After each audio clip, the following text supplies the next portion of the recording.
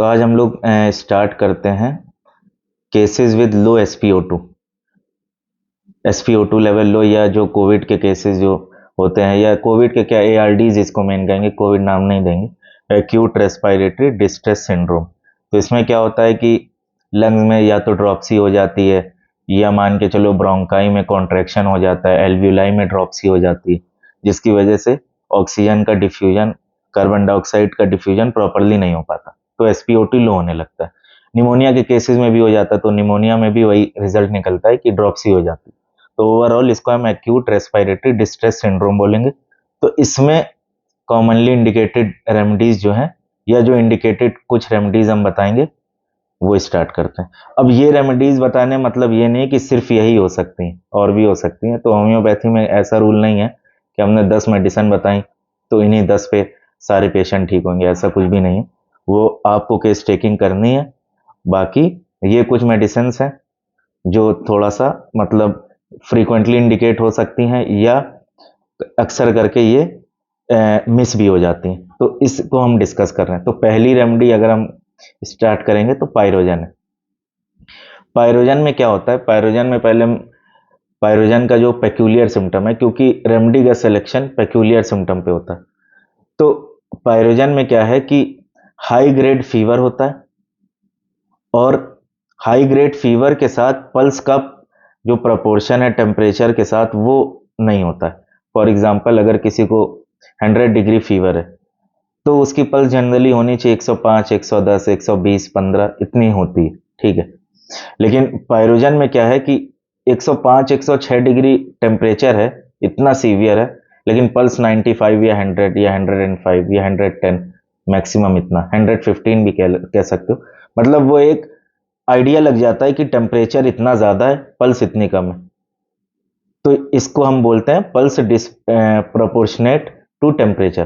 तो इसमें lilium tig remedy है, पायरोजन है, और एक आध शायद और है, लेकिन मेन इसमें इंडिकेटेड रेमेडी पायरोजन है, वो चेक कर लेना। तो पायरोजन इसमें इंडिकेट होगी। पायरोजन का क्लासिकल सिम्टम ये है। और पायरोजन में क्या हमको मिलता है, पायरोजन में एक सिम्टम ये हमको मिलता है कि हाई ग्रेड फीवर के साथ पेशेंट डेलीरियम स्टेट में चला जाता है। और डेलीरियम में ये होता है, पेशेंट डेलीरियम में एक अनकॉन्शियस नहीं कहेंगे, कॉन्शियस ही होता है पेशेंट, लेकिन अपने जो रियल कॉन्शियसनेस में होता है उसमें नहीं होता, ऑल्टर्ड स्टेट में होता है। तो उसमें पेशेंट को पता नहीं रहता है कि हम कहाँ पे हैं, क्या बोल रहे हैं, मतलब वो परसीव नहीं कर पाता अपनी सराउंडिंग या सिचुएशंस को या एनवायरनमेंट को। तो उसको हम डेलीरियम स्टेट बोलते हैं। तो पायरोजन में क्या है कि हाई ग्रेड फीवर के साथ डेलीरियम स्टेट, और उस डेलीरियम में मेनली पायरोजन की लोकेसिटी इंक्रीज हो जाती, मतलब लोकेसिटी इंक्रीज क्या, स्पीच इंक्रीज हो जाती है, उसको हम लोकेसिटी बोलते हैं। मतलब पेशेंट रैंडमली बहुत तेज तेज बोलेगा, लगातार कंटिन्यूअसली बोलता जाएगा हाई ग्रेड फीवर के साथ। और उसमें भी स्पेसिफिकली पायरोजन में यह है कि वो जो लोकेसिटी होगी वो पर्टिकुलरली एक टॉपिक को होगी लेकर, और वो टॉपिक होगा बिजनेस या मनी। मतलब पायरोजन की जो बात होगी, जो पायरोजन का डेलीरियस स्टेट होगा, वो पूरा का पूरा रिवॉल्व करेगा मनी पे, बिजनेस पे, और हाई ग्रेड फीवर के साथ। हाई ग्रेड फीवर के साथ अगर कोई पेशेंट है 104, 105 डिग्री, और आपने विजिट किया और फॉर एग्जांपल देखा वो डेलीरियम स्टेट में, और वो मनी की बात कर रहा, अपने बिजनेस की बात कर रहा, अपने प्रॉफिट एंड लॉसेस की बात कर रहा, ऐसा होता है। ये कोई ऐसा नहीं है कि ये चीज़ बस लिखी हुई है, ये चीज़ हम लोग ने देखी है, ऐसे ऐसे इंडिकेशंस मिलते हैं क्लियर कट। तो ये इंडिकेशन है पायरोजन का। एक और रूब्रिक है पायरोजन का, डिल्यूजन वेल्दी हेज। मतलब पायरोजन को ये लगता है कि हम बहुत वेल्दी हैं, रियल में वो हो या ना हो, उसको लगता है कि वो वेल्दी बहुत ज़्यादा। इसमें और भी रेमेडी है, विरेट्रम एल्बम है, नक्स वोमिका है, सल्फर है। तो पायरोजन का ये इंडिकेशन है। और पायरोजन में हम क्या देखेंगे, पायरोजन में हमको मिलेगा dry heat, dryness of tongue, और offensiveness, offensive discharge, offensive urine, offensive stool, ये चीज़ मिल सकती है।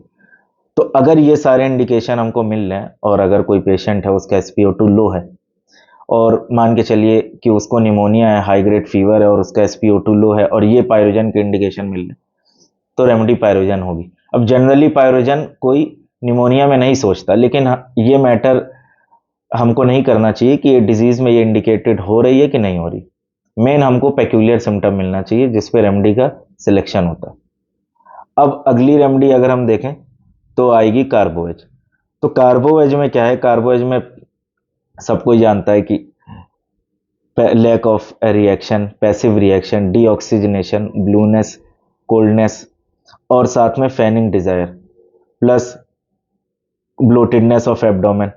तो कार्बोवेज का ये इंडिकेशन है। कार्बोवेज में फैन डिजायर या fanning desire, blueness, lack of reaction या पेशेंट अनकॉन्शियस स्टेट में होगा या सेमी कोमाटोज स्टेट में होगा और एसपीओ2 लो होगा। तो कार्बोवेज की ये स्टेट होगी। और कार्बोवेज में क्या मिल सकता है, कार्बोवेज में हमको ये मिलेगा कि स्वेट जो होगा वो एब्डोमिनल पोर्शन पे ज्यादा मिल सकता है। ये एक मतलब ये बहुत पेक्यूलियर नहीं है लेकिन कभी कभी ये मिल जाता है। इसके डीडी में जो रेमेडी आएगी वो आएगी एमोनियम कार्ब और कार्बोनियम एनिमेलिस। कार्बो एनिमेलिस में क्या होता है कि कार्बोवेज और कार्बो एनिमेलिस ऑलमोस्ट सेम है अगर इंडिकेशन में देखें, बस डिफरेंस ये कार्बो एनिमेलिस में बर्निंग ज्यादा है और जो डिस्चार्ज है वो ग्रीनिश है और कार्बोवेज में बर्निंग कम है एज कंपेयर टू कार्बो एनिमेलिस। ठीक है। और अमोनियम कार्ब में क्या है कि ammonium carb extreme form of carbo veg कह लो कि अमोनियम कार्ब में विथॉलका सर ने लिखा है कि when in last stages of pneumonia, when patient is almost dying, ठीक है, या मान के चलो कि निमोनिया विथ कार्डियोमायोपैथी ऐसा मिल जाए या प्रोफ्यूज ड्रॉपसी इन वीनस ये वीनस ब्लड सर्कुलेशन ये मिल जाए, तो वहां पे हमको अमोनियम कार्ब इंडिकेट होती है। Generally ammonium carb missed out remedy है, लोग मिस कर देते हैं, कार्बो है जिसकी बदले में फ्रीक्वेंट प्रेस्क्राइब कर देते हैं, लेकिन बहुत सी वहां पे जगहों पे अमोनियम कार्ब इंडिकेट होती। तो जहां पे कार्बोएच फेल हो वहां पे अमोनियम कार्ब इंडिकेट होगी। डिफरेंस क्या है दोनों में, अमोनियम कार्ब में बिटरनेस ज्यादा मिलेगी, अमोनियम कार्ब में इरिटेबिलिटी ज्यादा मिलेगी, अमोनियम कार्ब में वॉशिंग या बाथिंग या वाटर एग्रावेशन मिलेगी, कार्बोएज में ये चीज नहीं है।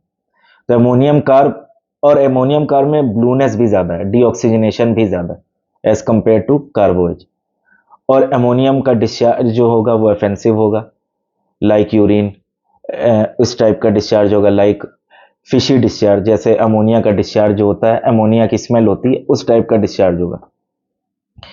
और कार्बोएज में हमको ये मिल सकता है कि want sips of cold water, ये इंपॉर्टेंट है कार्बोएज में, ये हम ध्यान रखेंगे।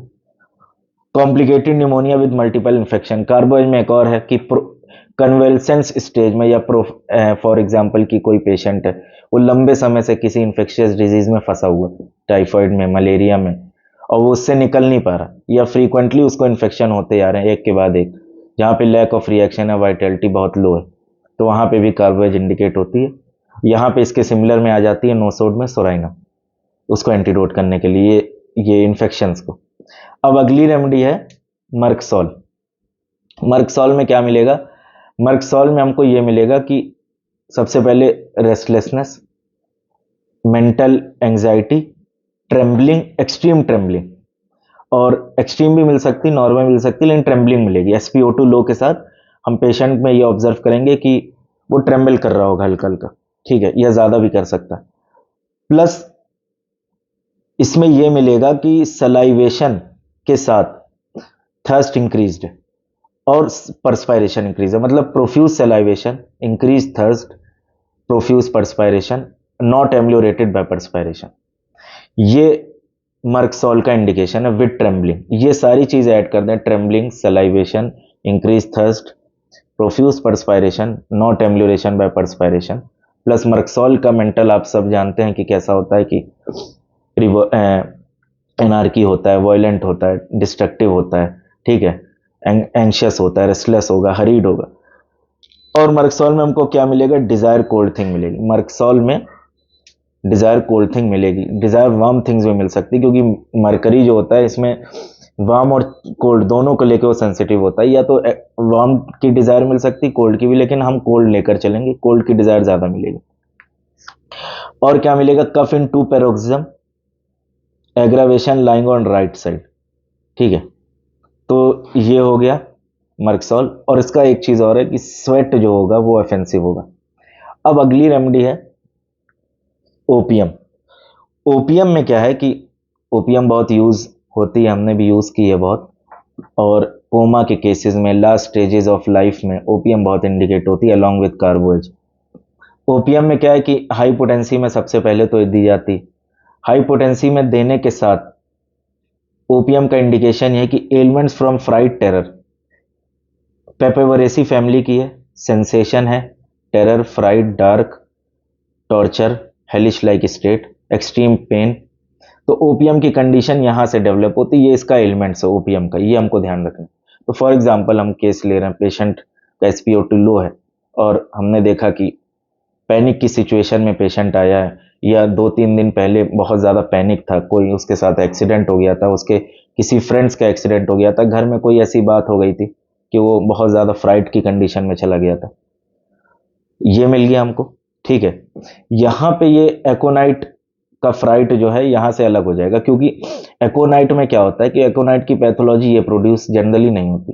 ठीक है, प्लस ओपीएम में क्या होगा, ओपीएम में एक चीज ध्यान रखना कि ओपीएम में स्टेटोरस ब्रीदिंग मिलती है, मतलब ब्रीदिंग, एक स्टेटोरस ब्रीदिंग, आप उसकी वॉइस सुनिएगा, ठीक है, यूट्यूब पे करके आपको समझ में आ जाएगा कि स्टेटोरस ब्रीदिंग की वॉइस कैसी होती, तभी आप पहचान पाएंगे कि ये स्टेटोरस ब्रीदिंग है या नॉर्मल दूसरी और कोई ब्रीदिंग की वॉइस है। स्ट्राइडर इसके सिमिलर होता है।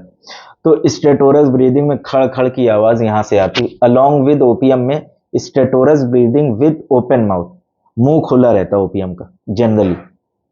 ठीक है, और पेशेंट डीप कोमाटोज स्टेट में हो सकता है, अनकॉन्शियस स्टेट में हो सकता है, स्लीपी स्टेट में हो सकता है, नार्कोलेप्सी स्टेट में हो सकता है।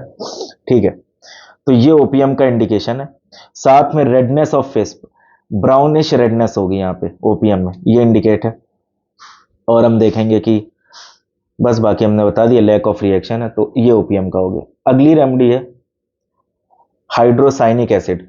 Hydrocyanic acid extremely poisonous chemical है, extremely poisonous, one of the most deadly cyanotic poison, मतलब इतना इतना ज्यादा पॉइजनस होता है कि अगर हाइड्रोसाइनिक एसिड आप इनहेल कर लें तो इमरजेंसी कंडीशन होती है, 5 to 10 मिनट्स में आपकी डेथ हो सकती है। तो हाइड्रोसाइनिक एसिड एक्सट्रीमली पॉइजनस है, साइनाइड गैस से बना है। ठीक है, और साइनाइड गैस ही शायद इसको कहते हैं। तो इसमें क्या होता है कि sudden collapse, pneumonia with sudden collapse, मतलब फॉर एग्जांपल कि पेशेंट को all of the sudden pneumonia हुआ और निमोनिया इतना जल्दी प्रोग्रेस हुआ कि पेशेंट ऑलमोस्ट ब्लू हो गया, इसमें ब्लूनेस बहुत ज्यादा है, और पेशेंट ऑलमोस्ट कोलैप्स हो गया, पेशेंट अनकॉन्शियस हो गया, अनकॉन्शियस विद ब्लूनेस और सडन वायलेंट रैपिड, तो ये हाइड्रोसाइनिक है। और पल्स इसमें वीक मिलेगी, ब्लूनेस के साथ कोल्डनेस है। यहाँ पे किसके सिमिलर है, कैम्फर के। एक डिफरेंस है, कैम्फर में, अभी कैम्फर आगे है, कवर कर लेंगे, कैम्फर में कोल्डनेस के साथ अनकवरिंग है, हाइड्रोसाइनिक में ऐसा नहीं। अगली रेमेडी हम कैम्फर पे आ जाते हैं। कैम्फर में भी सडन कोलैप्स, वायलेंट रिएक्शन या sudden violent collapse, extreme chilliness. ठीक है, ओपीएम कैम्फर में, लेकिन चिलीनेस के बावजूद पेशेंट चिली है, पेशेंट की बॉडी एग्जामिन करने पे, टच करने पे चिली है, लेकिन patient still desire to be uncover, patient uncover करने को कह रहा है, ये कैम्फर का इंडिकेशन है। और कैम्फर को केंट ने बहुत अच्छा मेंशन किया कि all of the sudden he feels hot, all of the sudden he feels chilly, और वाइस वर्सा, ऐसा चलता रहता है। पेशेंट को इंटरनल बर्निंग होगी, एक्सटर्नल चिलनेस होगी, एक्सटर्नल बर्निंग होगी, इंटरनल चिलनेस होगी, ये ऑल्टरनेट करता रहेगा। ये कैम्फर का पेशेंट जो होता है इसमें बहुत ज्यादा उलझा रहता है, ये बहुत पेक्यूलियर स्टेट है। In later stages violent and maniacal, ये भी कैम्फर में, chill predominant, icy coldness, chattering of teeth, excessive sweat on hands and feet, ये ध्यान रखना, कैम्फर के पेशेंट में कोलैप्स की कंडीशन में एक्सेसिव कोल्डनेस ऑन पाम हो गया, हैंड्स हो गया, फीट हो गई, और एसपीओ2 लो है, और जो कैम्फर का इंडिकेशन हमने बताया वो है। यहां पे ये डिफरेंशिएट होगी विरेट्रम एल्बम से। विरेट्रम एल्बम में स्वेट हैंड पे, फीट पे नहीं है, फोरहेड पे ज्यादा है, वो भी कोल्ड है। प्लस विरेट्रम एल्बम में अनकवरिंग डिजायर ऐसा कुछ नहीं है, विरेट्रम एल्बम हॉट है और extreme desire for cold water होती है। अब विरेट्रम एल्बम हम नेक्स्ट कवर कर लेते हैं। Veratrum album sudden effect, acute violent reaction, cold sweat on forehead. Pyrogen में लोकेसिटी बिजनेस को लेके थी, इसमें लोकेसिटी रिलीजियस मैटर को लेके होगी, या इसमें लोकेसिटी फॉर एग्जांपल कि पेशेंट फ्रेजेस करेगा, शेर व शायरी पढ़ सकता है इस टाइप से, या पोएटिक हो जाएगा, इस टाइप की डिलीरियस स्टेट में पेशेंट जाएगा। और यहाँ पे सिमिलर है स्टेमोनियम के, लेकिन स्टेमोनियम जनरली SpO2 लो में इंडिकेट कम होती है। फिर इसमें विरेट्रम एल्बम में क्रैम्स मिलेगा, profuse diarrhoea with cramp, desire cold drink specially salt drink. यहाँ पे सिमिलर है किसके, साल्ट ड्रिंक में, बेलाडोना के। क्रैम्प्स में किसके सिमिलर है, क्यूप्रम के। तो ये जो हम रेमेडी बीच बीच में बताते रहते हैं, ये बताने का मीनिंग यही होता है कि हम जब कोई एक रेमेडी पढ़े तो हमें पता होना चाहिए कि इसके आसपास कौन कौन सी और रेमेडी इंडिकेट हो सकती है, कौन कौन सी इसकी डीडी हो सकती है। तो मेरा माइंड उन पे शिफ्ट होएगा तो हमको एक पूरी ब्रॉड इमेज मिलेगी, कहीं से पेशेंट मिस होने का कोई चांस नहीं रहेगा।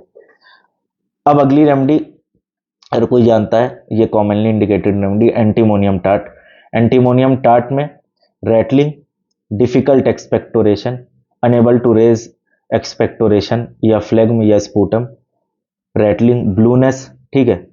और साथ में एंटीमोनियम टाट में क्या मिलेगा, कोटेड टंग मिलेगी, amelioration lying on right side, ये important, heat in palm amelioration by expectoration, और flapping of LNSI like lycopodium.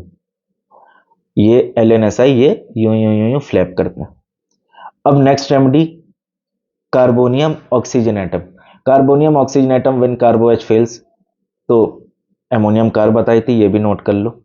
Patient goes into unconsciousness, sense of suffocation with rattling of mucus, respiratory rate slow. तो carbo veg अगर हमको लग रहा है कि indicate थी किसी केस में और फेल हो गई, हमने देखा कि रेस्पिरेटरी रेट काफी स्लो है, पेशेंट अनकॉन्शियस है, तो carbonium oxygenatum. Next remedy lachesis. Lachesis में क्या मिलेगा, aggravation lying down, SpO2 level है, पेशेंट बैठा है, 80 है, 70 है, 60 है, जैसे ही लेटा 40 हो गया। Aggravation lying down, aggravation warmth, aggravation slight touch, left sided lung affection, purplish bluish hue या अफेक्शन या tone of skin, expectoration bloody, और डेलीरियम स्टेट में सस्पिशियस। पायरोजन डेलीरियम स्टेट में money, business. Veratrum album poetic phrases. Lachesis delirium state में suspicious. Lachesis ऐसे बात कर सकता है डेलीरियम स्टेट में कि हमको ऐसा लग रहा है कि ये घर वाले हमको मार डालेंगे, ये लोग हम सही जगह हमको मेरा ट्रीटमेंट नहीं करा रहे, ठीक है, इन लोग की पूरी प्लानिंग है हमको मारने की, जानबूझ के मेरा ट्रीटमेंट डॉक्टर सही नहीं कर रहा, तो क्या है, ही सस्पिशियस। तो ये कुछ इंडिकेटेड रेमेडीज थी लो SpO2 की। इसके साथ और भी बहुत रेमेडी हैं, काली कार्ब है, कैलकेरिया कार्ब है, सल्फर है, वेनेडियम है, बहुत सी रेमेडी हो सकती है, मैंगनम है। तो कहने का मतलब ये तो हमको केस के ऊपर डिपेंड करे, सारी रेमेडी डिस्कस करना पॉसिबल नहीं होता, ठीक है। तो ये कुछ रेमेडीज हैं जो इंडिकेट होती हैं और बहुत अच्छा रिजल्ट आता है, मतलब with in few minutes SpO2 increase करने लगे। कोई भी अगर इंडिकेटेड रेमेडी है और वो राइट आपने दिए तो रिजल्ट तुरंत आता है। होम्योपैथी बहुत फास्ट काम करती है, ठीक है। तो अब और भी जो रेमेडीज हैं वो आप चेक कर लिए, पल्सटीला, काली ग्रुप वगैरह, कार्बन ग्रुप्स की और रेमेडीज आएंगी। तो ये सारी रेमेडीज तो इंडिकेट होती ही होती। तो SpO2 हो गया, लो SpO2। इसके साथ हम लोग ARDs में को और भी डिस्कस करेंगे, अपर रेस्पिरेटरी ट्रैक इन्फेक्शन हो गया, या फॉर एग्जांपल कि ये हम लोग डिस्कस कर लेंगे कि कोविड के बाद या ARDs के बाद या लो SpO2 के बाद पेशेंट कन्वल्सेंस स्टेज में रिकवर पूरी तरीके से नहीं कर पा रहा, तो उनमें कौन सी इंडिकेटेड रेमेडी है, तो अगला हम ये डिस्कस करेंगे। अभी फिलहाल के लिए इतना रखते हैं।